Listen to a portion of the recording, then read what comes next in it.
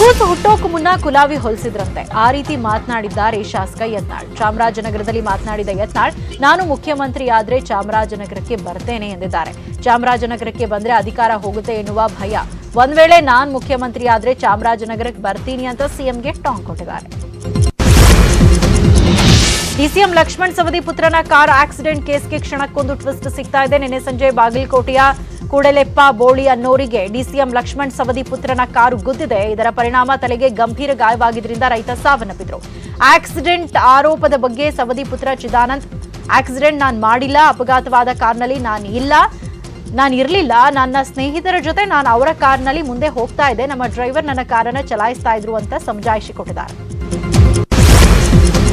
ಸವದಿ ಪುತ್ರ ನಾನು ಆಕ್ಸಿಡೆಂಟ್ ಮಾಡಿಲ್ಲ ಅಂತಿದ್ರೆ ಮೃತನ ಸಂಬಂಧಿಕರು ಮಾತ್ರ ಸವದಿ ಮಗನೇ ಕಾರು ಓಡಿಸ್ತಾ ಇದ್ದ ಅಂತ ಆರೋಪ ಮಾಡ್ತಿದ್ದಾರೆ. ಅಪಘಾತದ ದೃಶ್ಯವನ್ನ ಸ್ಥಳೀಯರು ಮೊಬೈಲ್ನಲ್ಲಿ ಸೆರೆ ಹಿಡಿದಿದ್ರು. ಆಗ ಅವರ ಮೊಬೈಲ್ ಕಿತ್ಕೊಂಡು ವಿಡಿಯೋ ಡಿಲೀಟ್ ಮಾಡಿಸಿದ್ದಾರಂತೆ. ಅಲ್ಲದೆ ಬೆದರಿಕೆಯನ್ನು ಹಾಕಿದ್ರು ಅಂತ ಮೃತನ ಸಂಬಂಧಿಕರು ಆರೋಪಿಸಿದ್ದಾರೆ.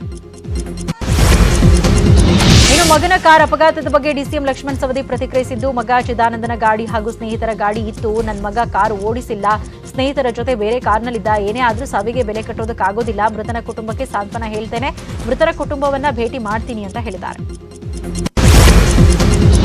ಸವದಿ ಪುತ್ರನ ಆಕ್ಸಿಡೆಂಟ್ ಕೇಸ್ ಬಗ್ಗೆ ಬಾಗಲಕೋಟೆ ಎಸ್ಪಿ ಲೋಕೇಶ್, ಚಿದಾನಂದ್ ಸವದಿ ಕಾರ್ ಚಾಲನೆ ಮಾಡ್ತಾ ಇರಲಿಲ್ಲ, ಅವರ ಚಾಲಕ ಹನುಮಂತ ಸಿಂಗ್ ಓಡಿಸ್ತಾ ಇದ್ರು ಅಂತ ಹೇಳಿದ್ದಾರೆ. ಹೀಗಾಗಿ ಚಾಲಕನನ್ನ ವಶಕ್ಕೆ ಪಡೆದು ವಿಚಾರಣೆ ಮಾಡ್ತಿದ್ದೀವಿ. ಡ್ರಿಂಕ್ ಅಂಡ್ ಡ್ರೈವ್ ಅನ್ನೋದು ಸತ್ಯಕ್ಕೆ ದೂರವಾದುದು ಅಂತ ಹೇಳಿದ್ದಾರೆ. ಎಸ್ಎಸ್ಎಲ್ಸಿ ಪರೀಕ್ಷೆಗೆ ತಡೆ ಕೋರಿ ಹೈಕೋರ್ಟ್ ಮೊರೆ ಹೋಗಲಾಗಿದೆ. ಹಿರಿಯ ವಕೀಲ ರಾಮಮೂರ್ತಿ ಹೈಕೋರ್ಟ್ಗೆ ಅರ್ಜಿ ಸಲ್ಲಿಸಿದ್ದು, ಪಿಯುಸಿ ರೀತಿಯಲ್ಲೇ ಎಸ್ಎಸ್ಎಲ್ಸಿ ಪರೀಕ್ಷೆಯನ್ನು ರದ್ದು ಮಾಡಿ. ರಾಜ್ಯದಲ್ಲಿ ಇನ್ನೂ ಕೊರೋನಾ ಕಂಪ್ಲೀಟ್ ಆಗಿ ಹೋಗಿಲ್ಲ, ಹೀಗಾಗಿ ಇದೇ ತಿಂಗಳು ಜುಲೈ 19, 22ರಂದು ನಿಗದಿಯಾಗಿರೋ ಪರೀಕ್ಷೆಯನ್ನ ಕ್ಯಾನ್ಸಲ್ ಮಾಡಿ ಅಂತ ಹೈಕೋರ್ಟ್ನಲ್ಲಿ ಮನವಿ ಮಾಡಿದ್ದಾರೆ.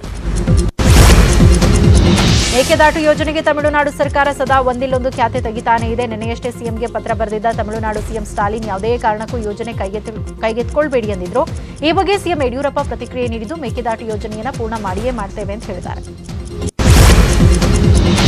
ಸಿಎಂ ಯಡಿಯೂರಪ್ಪ ಯಾವುದೇ ಕಾರಣಕ್ಕೂ ಮೇಕೆದಾಟು ಯೋಜನೆ ನಿಲ್ಲಿಸಲ್ಲ ಅಂತಿದ್ರೆ, ಅತ್ತ ತಮಿಳುನಾಡಿನ ಜಲಸಂಪನ್ಮೂಲ ಸಚಿವ ದೊರೈ ಮುರುಗನ್ ಕೇಂದ್ರ ಜಲಸಂಪನ್ಮೂಲ ಸಚಿವ ಗಜೇಂದ್ರ ಸಿಂಗ್ ಶೇಖಾವತ್ರನ್ನ ಭೇಟಿ ಮಾಡಿ ಚರ್ಚೆ ನಡೆಸಿದ್ದಾರೆ. ರಾಜ್ಯಾದ್ಯಂತ ಸಂಪೂರ್ಣ ಅನ್ಲಾಕ್ ಆಗ್ತಿದ್ದಂತೆ ಚಿತ್ರಮಂದಿರ ತೆಗೆಯುವುದಕ್ಕೆ ಅವಕಾಶ ಮಾಡಿಕೊಡಬೇಕು ಅಂತ ಸಿಎಂಗೆ ಫಿಲ್ಮ್ ಚೇಂಬರ್ ಅಧ್ಯಕ್ಷ ಜಯರಾಜ್ ಮನವಿಯನ್ನ ಮಾಡಿದ್ದಾರೆ.